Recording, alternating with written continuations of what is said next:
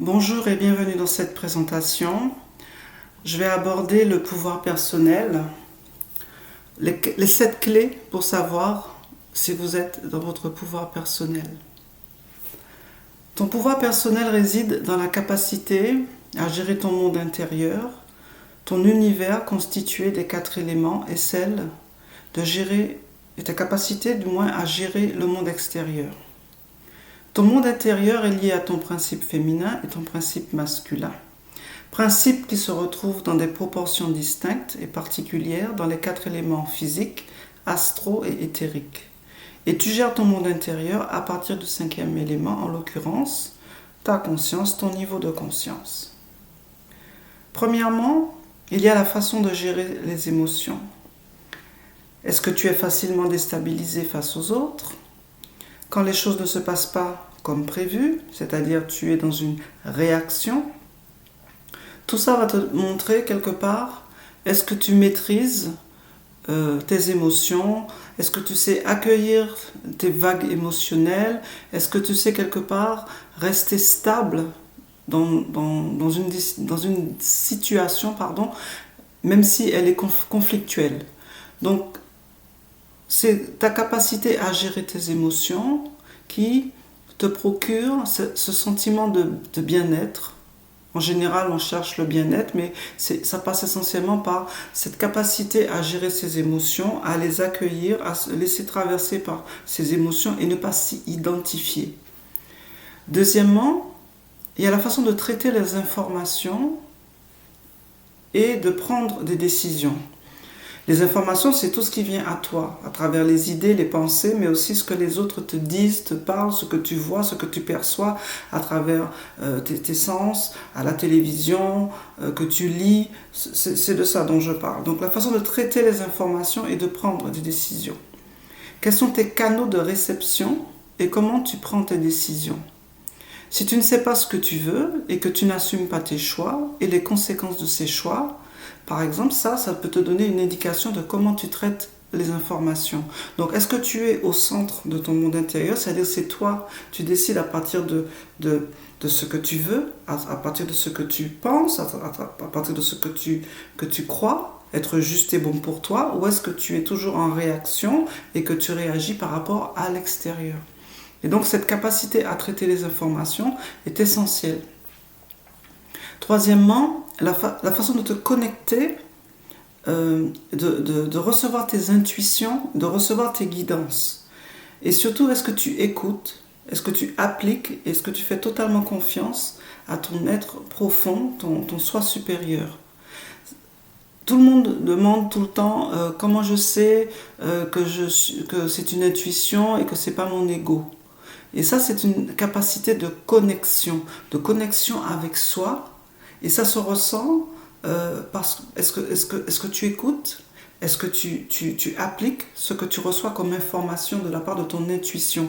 C'est la seule façon de vérifier, est-ce que je suis dans l'ego ou est-ce que c'est une intuition ? C'est en cherchant à vérifier l'information. Parce que quand tu es dans l'ego et que tu réponds à une information, en général, il y a toujours un manque, un sentiment d'insatisfaction, ou c'est jamais assez. Alors que quand c'est une intuition, que tu l'écoutes et que tu l'appliques, en général, tu vois que le résultat procure, même si au départ ça peut paraître pas forcément ce qui est attendu, mais avec le recul, tu t'aperçois que c'était juste en fait. Parce que l'intuition, elle n'est pas là pour te faire plaisir ou aller dans ton sens, elle est dans la justesse du moment présent. Donc cette capacité à se connecter à ses intuitions est essentielle. Et quatrièmement, la relation avec l'aspect matériel de la vie, et notamment l'énergie de l'argent, et ton énergie créatrice, c'est-à-dire ce que tu produis, ne serait-ce que matériellement. Donc la façon d'activer ton énergie vitale, d'attirer et de recevoir de l'argent, par exemple, démontre ton état d'équilibre entre le monde matériel et le monde spirituel. Pourquoi l'argent ? Parce que l'argent est un dénominateur commun, c'est quelque chose d'universel et ça part de l'énergie créatrice de chaque individu et qui se transpose à l'état au niveau collectif. L'argent, c'est un bien, c'est C'est une énergie, certes, mais qui a été transposée d'un point de vue matériel, et tout ce que tu as, tout ce que tu possèdes, mais quelque part, a été acquis par de l'argent. Donc c'est dans ce sens que je dis que l'argent est la matérialisation, entre guillemets, des 4 éléments. Et c'est un principe fondateur.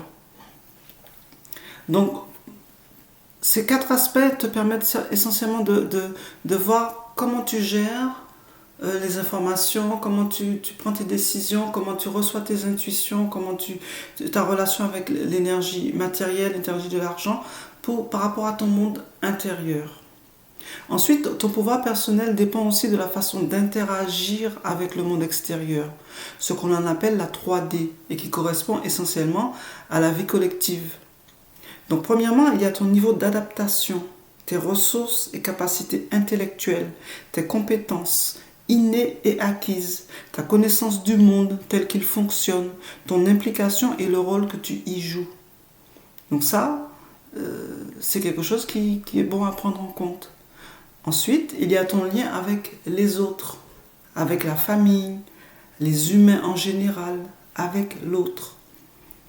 Ton niveau d'adaptabilité, de sociabilité, ta capacité à tisser des liens, à échanger et donc à influencer ton monde, ton univers. Et troisièmement, il y a tes aptitudes, tes habiletés manuelles, pratico-pratiques, ton lien avec le plan physique et matériel, et ça rejoint aussi ta discipline, tes routines, ta discipline dans le sens que tout ce qui constitue ton processus de matérialisation, de manifestation et d'enrichissement personnel. Parce que tu vois bien que ton lieu de vie, par exemple, représente un peu quelque part ton niveau d'enrichissement personnel, dans le sens que le lieu où tu habites, l'endroit où tu habites, tes biens, ce que tu possèdes, ton niveau de vie, toutes ces choses-là reflètent quelque part ton lien avec l'aspect matériel. Voilà. Donc en résumé, ton monde intérieur détermine ton pouvoir de création. Ton adaptabilité à vivre dans le monde extérieur détermine ton pouvoir de manifestation. Ces 2 natures constituent l'exercice de ton pouvoir créateur, notamment à travers les 7 chakras principaux de ton plan d'incarnation. C'est cependant la reliance avec ton âme, ta mission de vie et ton éveil de conscience qui détermine in fine l'exercice et la maîtrise de ton pouvoir personnel. C'est ta capacité en fait à te connecter à ta multidimensionnalité pour exploiter et exprimer ta multipotentialité, que ce soit de point de vue spirituel, mais aussi de point de vue matériel. Donc voilà ce que je voulais partager aujourd'hui. Merci beaucoup et à très bientôt.